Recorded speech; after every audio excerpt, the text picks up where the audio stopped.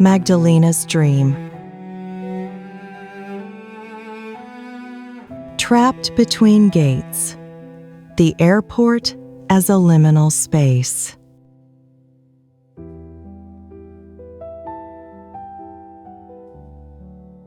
Magdalena, welcome into the space of the dream.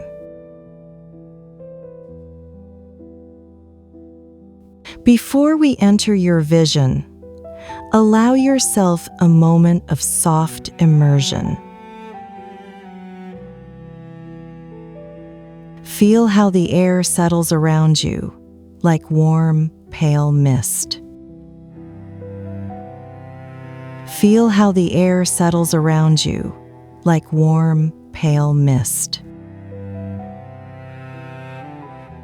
The inhale lifts your chest gently, like the first step into the airport of the dream.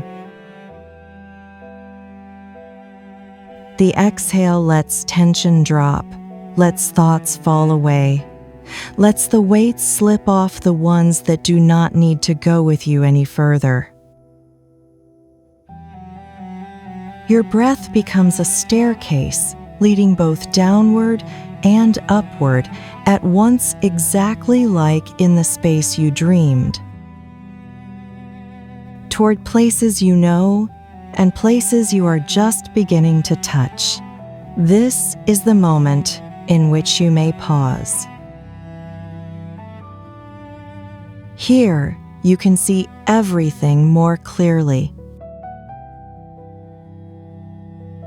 Here you don't need to pretend anything.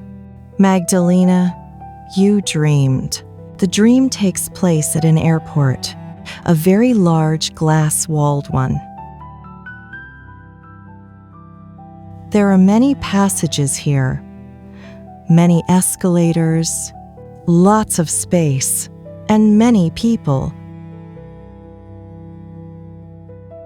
I'm walking around the airport. With my left arm, I'm holding a child against my side, small enough that I can easily carry it like that. The little one has blonde hair. I don't know its sex. It's very well behaved. I go down an escalator to the airplane departure gate.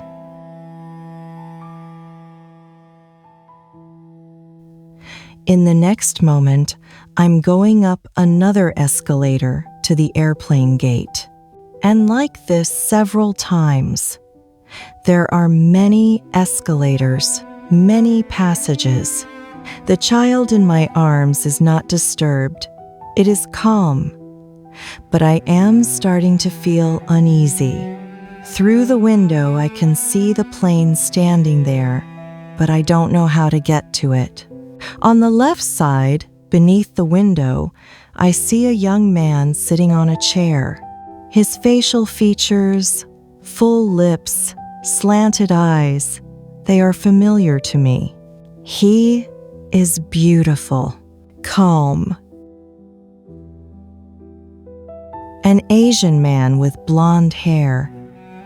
I walk deeper into the corridor to look for the exit to the gate. I glance at the departure board. My flight is displayed in the middle between two others. Asia Airways, 3 destinations on one flight, 3 different countries, one after the other, like bus stops, so that individual passengers can get off, which is unusual. Flights don't work that way. At some point, the man stands up, comes level with me, and for a moment we walk together in the same direction. I realize he is very tall. I reach only to the middle of his upper arm. To see his handsome face, I have to lift my head high. He says lightly, without stress or worry, that he ran away from home, that he'll find some job. He repeats twice that he ran away from home. This fact doesn't worry him at all. We part ways. He goes to the right. I go left toward another set of non-moving stairs. I ride up. There, an airport employee shows me narrow moving stairs, going down, cut through with transparent gates like the ones sometimes seen at the entrance to a supermarket. They open automatically when approached. Strange gates on the stairs, like another stage to pass through. I go down to the check-in area, and in my big, cavernous bag, I search for my boarding passes. I already have them in my hand when suddenly an Asian flight attendant dumps out my written notebooks, journals, diaries from a plastic bag in order to find the boarding passes. She tosses my written notebooks from that plastic bag onto the floor, with no regard for me or the people staring. It embarrasses me greatly. I loudly tell her that these are mementos of my parents. At these words, the onlookers around me flinch, and the flight attendant reacts with tears.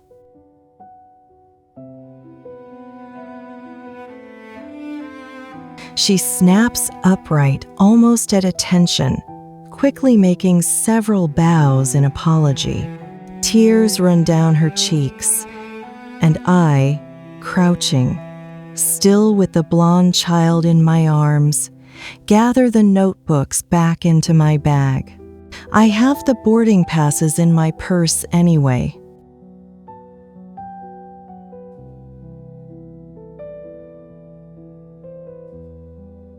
In this image, the airport becomes a map of passage, not merely a geographic transit, but a space in which the psyche confronts its own thresholds. It is a liminal place, suspended between here and there, where each movement, every step, and every transparent gate becomes both a test and a rite. You feel this physically, the coolness of glass, the clatter of suitcase wheels, the pulse of the crowd, and above all, the pulse of the child you're holding. The warmth of the little body leaning against your arm. It is a soft certainty in a place where everything else seems uncertain. The hand that cradles becomes an anchor. Your arm receives the weight of responsibility and at the same time creates a field of safety. Your journey through the stairways up and down is an initiatory movement descending in order to ultimately step upward. These are alternating immersions and emergences, just like the rhythm of the dream. Every descent is a meeting with the depth of memory, every ascent an emergence into the light of awareness. The staircases, some moving, some still symbolize what in the psyche shifts on its own. Sometimes without your consent, and what rises through your intention. It is a dance with the inner world, the pull of ancestral inheritance, blending with the desire for autonomy. You are at the center of this dance. One hand holds what is sacred and inherited, the other carries you forward, searching, looking for the way.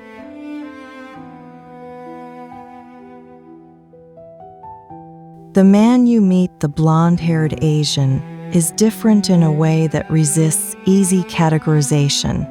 Familiar and foreign at once, the outline of his face resonates like an echo of an older figure, and the combination of blonde hair with Asian features becomes a hybrid that speaks of the animus being both distant and intimate. He speaks of running away from home as though it were natural, not dramatic. His calm is itself a message. A part of your inner masculine energy, once bound to family expectations and rituals, is gently slipping away, seeking its own place and work, not in anger, but with curiosity and trust. This is an important scene. An animus who does not rebel in fury, but quietly reconfigures himself, and it is this manner of departure that opens new pathways, for it is not an act of aggression, but one of subtle transformation. His height, your need to lift your head in order to see his face, speaks of relational proportion. Your field of vision must expand to meet what is coming from another level. You walk together for a moment, as though your trajectories aligned briefly. And in this moment, you understand that this transition is not solitary. It is a meeting that confirms the world receives transformed energy with equal gentleness. The departure board showing Asia Airways 3 destinations on 1 flight is an image of a life that does not always move linearly. Your journey may have stops, turns, pauses. Each one holds meaning. Someone gets off, someone stays, something is laid down. It is a reminder that movement is not always simple, that multiplicity is natural, and that what seems illogical from the standpoint of everyday aviation makes complete sense in the psyche. This is how you learn to cross thresholds and integrate different fragments of the world.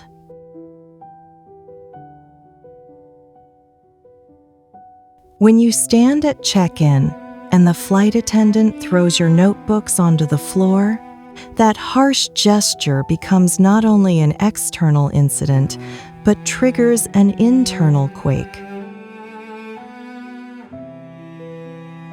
The notebooks as mementos of your parents are treasures of the soul.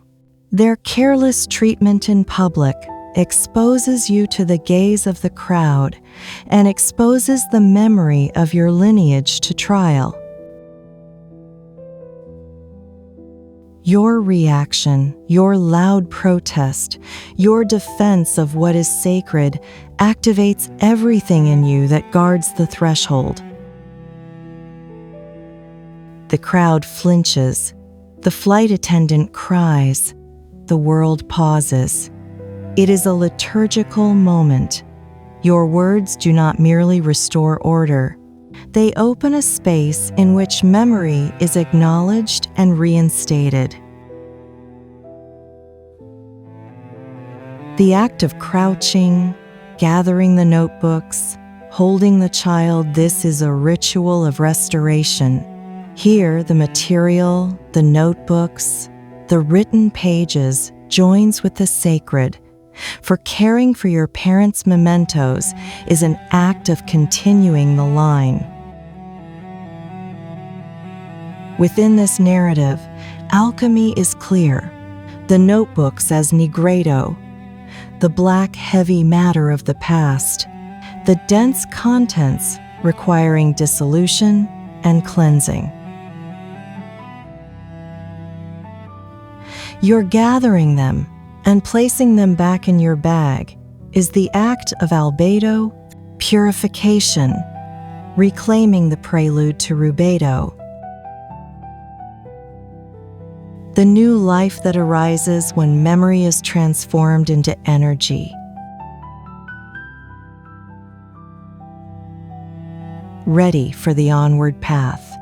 The child in your arms is rubedo, in the sense of what is living and fresh, carrying the potential for transformation. When you take the notebooks back, you perform transmutation. You do not allow the old matter to be trampled. You make it an element of the new road.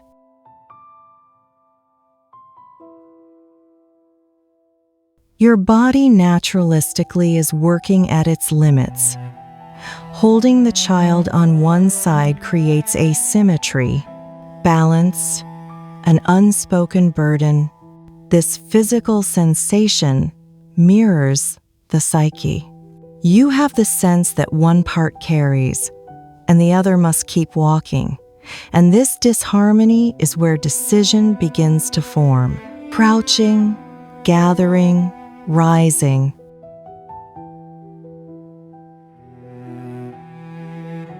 These are movements of restoring inner order. This bodily action is therapy for the nervous system. It gives a sense of agency, grounds you, provides stability.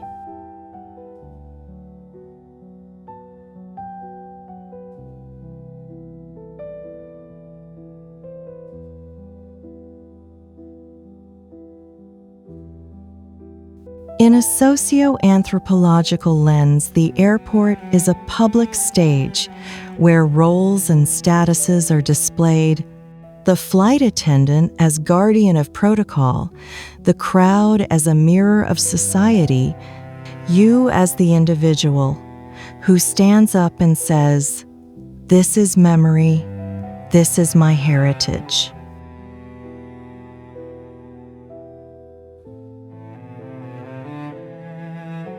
This gesture has initiatory significance. It is a public recognition of lineage roles and the protection of their place within the social structure.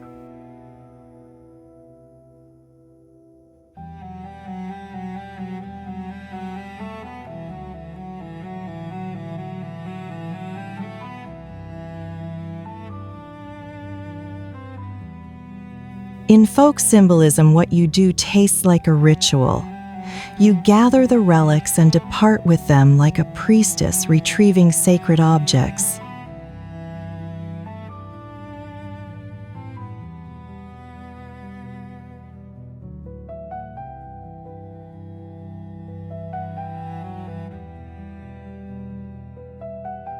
Energetically, the scene calms through the presence of the child. Its serenity affects the field, lowers the tension of the crowd, functions as a magnetic center. Your care becomes the matrix that stabilizes. This is also a moment of contact with something greater.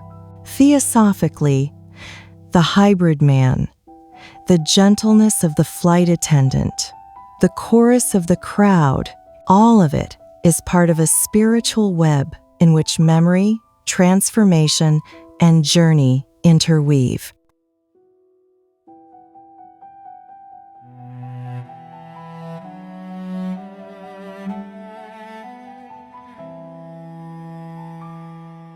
Astrologically, the imagery resonates with Pluto and the Moon.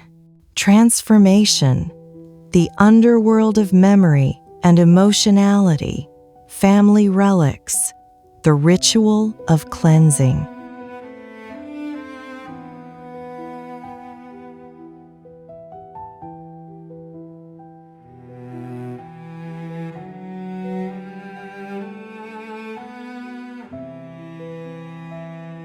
Astronomically, the airplane stands like a potential, ready, quiet, engines full of power, but with a path that still requires passing through gates and presenting the right documents, a symbol of your potential which requires acknowledgement of the past in order to truly take flight.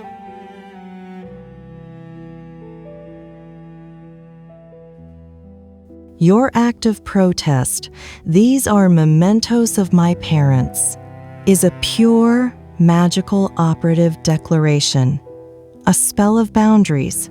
You shall not trample here. The crowd's shudder responds like a social nervous system.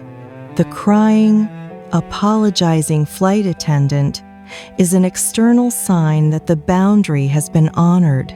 It is confirmation that your action shifts the field.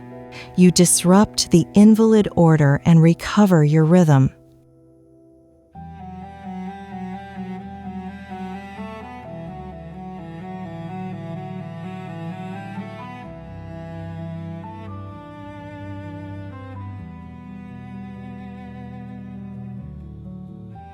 Numerologically, the night carries a vibration of closure and opening a cycle in which the past must be integrated so that the new may appear.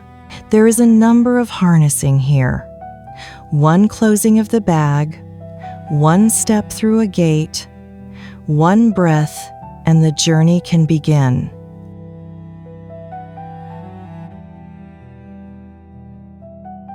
It is the impulse asking for a conscious step. Finally,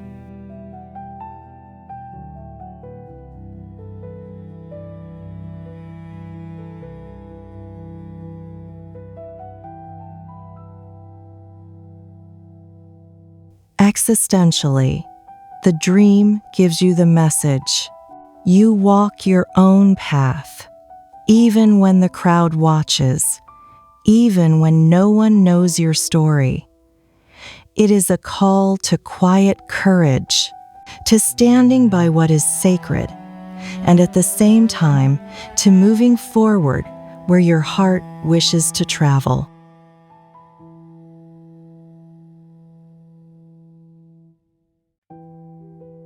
Your journey is an act of affirmation. By taking your parents' memory with you, you are not leaving them, you are walking on with them. Now that the image has been fully lived, allow the closing ritual to guide you gently towards stillness.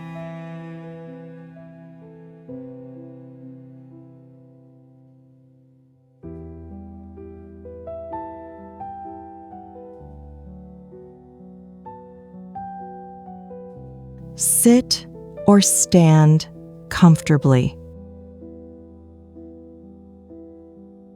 Take the first soft, full breath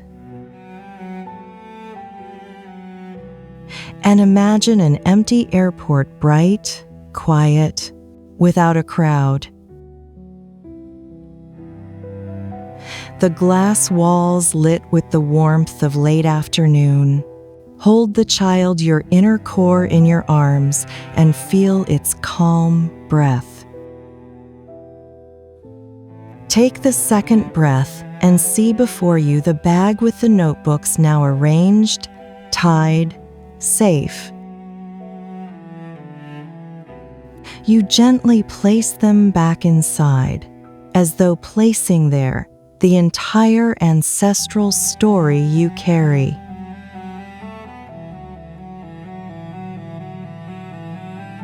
Take the third, deepest breath and feel in it the decision. You open the door, you pass through the single gate, not to escape, but to continue. In your thoughts say, I take the memory, I move forward. Take the first step toward the gate. You do not need to see the whole path. Feeling its rhythm is enough. Enter that step slowly, tenderly. Close the image of the airport behind you and stand in the quiet of the passage.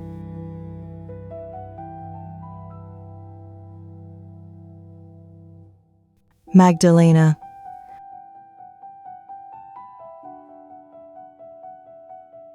Magdalena, thank you for the journey.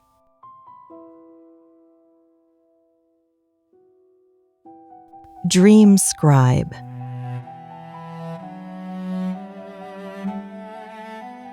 I write in the language of dreams.